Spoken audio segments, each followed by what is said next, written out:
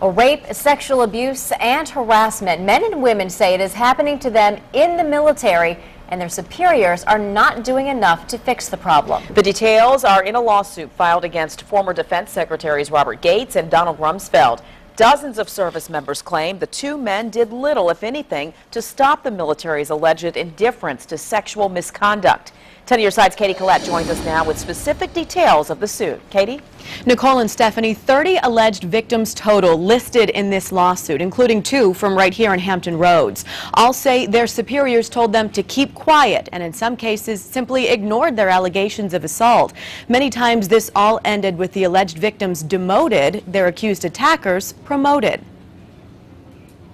It's all here in this 60-page lawsuit. Details of rape and sexual assault too graphic and startling to mention, and all supposedly happening in every military branch. One former Army sergeant alleges rape by a colleague. In the lawsuit, she claims when she reported the incident to the military chaplain, he told her it must have been God's will for her to be raped.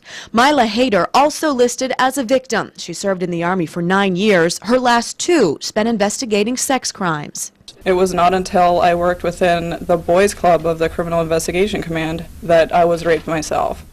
The lawsuit lists former Defense Secretaries Robert Gates and Donald Rumsfeld as defendants. It accuses them of failing to investigate rapes and sexual assaults, prosecute perpetrators, provide an adequate judicial system, and abide by congressional deadlines to stop rapes and other sexual assaults. Reporting sexual assault and sexual harassment in the military is brutally intimidating at best. The court documents state a former Coast Guardsman raped by a shipmate reported the crime to her command. Her superiors eventually forced her to work with him and told her they should use the time to work out their differences.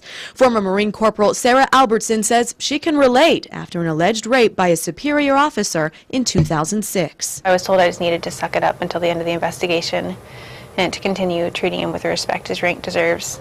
Now these men and women listed as victims say it's time they get the respect they deserve and perhaps a feeling of safety on their home turf. Now, Rumsfeld and Gates moved for this case to be dismissed, but I just spoke with the plaintiff's attorney, Susan Burke, who tells me she'll go in front of a judge Friday morning in Alexandria and ask for a jury trial.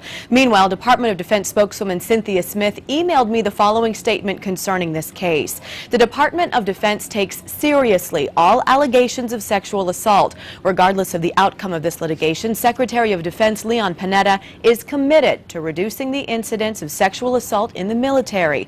Sexual assault has no place in the Department of Defense, and it will not be tolerated.